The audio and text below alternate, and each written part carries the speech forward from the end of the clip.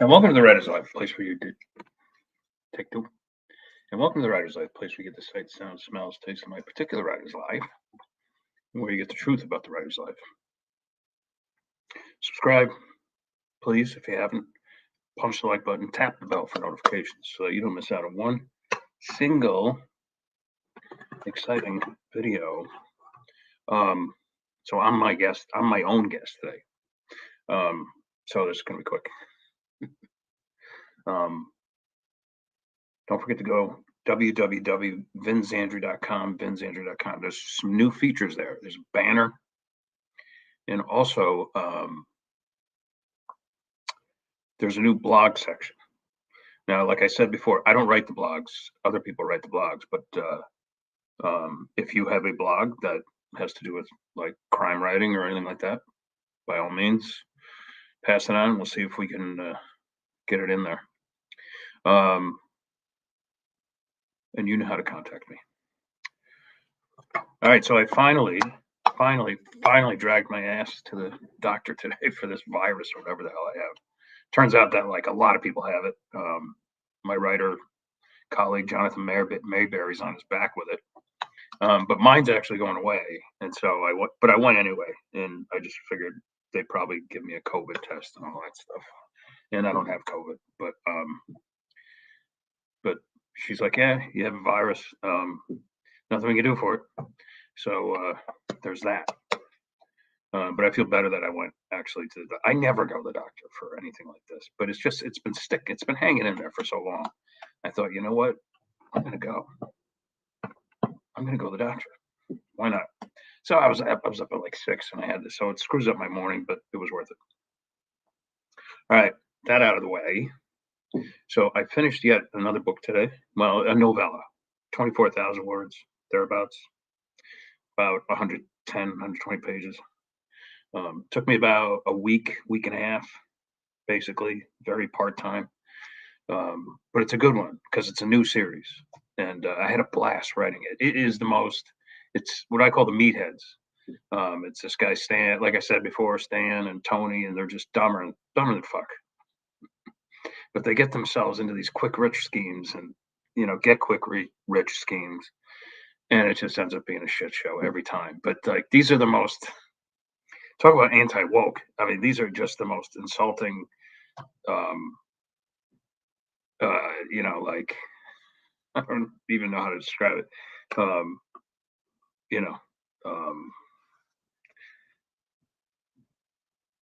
Impolite, a lot of curse words going around. They fight a lot, and anyway, which makes it makes it even more fun, I think.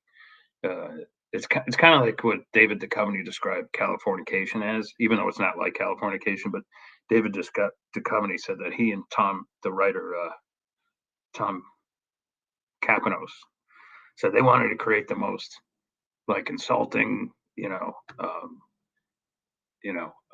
disgusting, like type of non-woke series they could muster, and they succeeded.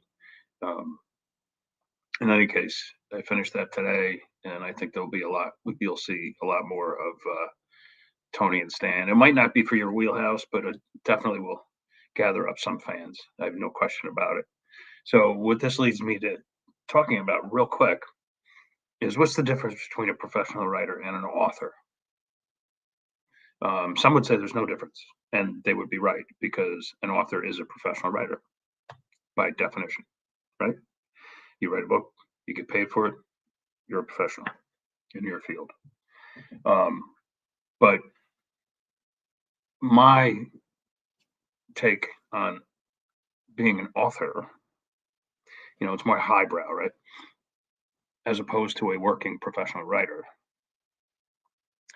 is that like you might take a year or two writing even a novella or a couple short stories, or maybe 3 or 4 years to write a novel. And you'll rewrite it and rewrite it and rewrite it and polish it and polish it and rewrite it until you think it's perfect, when in fact you've like shine the shit out of it. Or like my father used to say about my mother's cooking, especially when she made so, like a steak or something like that. He's like, you cook the wee wee out of it, which was always kind of funny, I thought. Um, anyway, um, but if I were just an author, I would have finished that book today, and then that would be it for like a while. Like I wouldn't, I'd go back to teaching, or well, I would have never left teaching, or I'd um, you know, have another job or something like that. More than likely I'd be teaching on the collegiate level, maybe high school level, um, maybe graduate program, a graduate MFA program or something like that, or both. And that would be my main focus. That would be my bread and butter. And maybe after a period of like 10 years, I'd have like 4 novels out or something like that, some novellas and some short stories. And I'd be proud of like all that work, right? But a professional writer like myself, who doesn't teach or do anything else, um, other than maybe trade crypto, and freelance, right? But that's what professional writers do. Um, I moved on to a brand new story. Like, finished that one up, wrote the end, and within an hour, started a brand new Jack Marconi story. I don't know if it's going to be. I'm hoping it's going to be a short story, but I can tell already it's going to balloon into something like around 20,000 words. I can just feel it. I can feel it. That's just the mode I'm in right now. For a while there, at the beginning of the year, I was like writing short pieces, and now I'm just on this like 20,000 to 30,000 word kick. That's just what the muse is telling me to do, and I got to go with it. Um, so that's where I'm at, and that's what a professional writer does. And speaking of my father, um, I remember when, like, because he was a contractor and he bid on jobs and stuff like that, and like if he was lucky enough to get a really good job, win a bid on a really good job, and he was convinced that his price was the right one, that he didn't leave anything out. Um, and I can remember like some grumblings from some of the other project managers, like, well, why don't we like go celebrate and like have a few beers, something like that. Instead, my dad would be like, okay, next blueprint, boom, let's get to work on it. And even I was kind of like, at the time, I would be like, oh yeah, why don't we go, like, you know, this is boring starting another blueprint, because I was always banging off the walls. I just had attention deficit disorder. I couldn't stay in the office. Um, but now I'm just like him, worse. I'm my dad on steroids. I swear to God.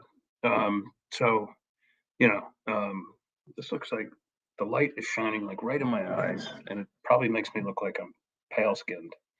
But anyway, I assure you, I'm not. Um, but that's what a professional writer does. You don't stop. You keep going. You get the next one, on deck, and before you know it, you're gonna have 200 properties that you're selling consistently every month. That will sell. These books will sell far better than your traditionally published books. They just will, and you'll get more money for them. Simple as that. That's all it is. That's the secret. That's the secret sauce. That's it. Start your own business. You can publish traditionally if you want, occasionally or whatever, but I wouldn't. If you want to make a living, I don't care who's publishing you. You're not going to do it. Not anymore. There was a time I made big money doing it, but not anymore. So that's why I started my own company. And when you have your own company, you got to feed it. That means I got to feed it product. I got an intellectual product. I got to feed it with books. All right, that's all I got to say. I have a great guest tomorrow, Tom Abitable. He's one of the last New York City writers, makes a great living writing novels and screenplays. I don't think there's anything he hasn't done. He's advertising writing. This guy's a true professional. And he's just got a lot to say. He's got that, real New Yorker sensibility. He can talk us mile. I got a feeling it's going to be more than half an hour. He's got a brand new book that I think that just came out today, about the Kennedy assassination. And Tom, via his research, came up with some new stuff that you don't know about. So if you're a JFK assassination conspiracy theorist, or a conspiracy theory fan, like which I am, I'm fascinated by it all. Don't miss this show tomorrow, 3 o'clock. Be there. And bring your chow to Bobby. That's Kennedy. Yeah, I don't know. All right. And as always, where's my cursor here? I'll see you tomorrow, and ciao, ciao.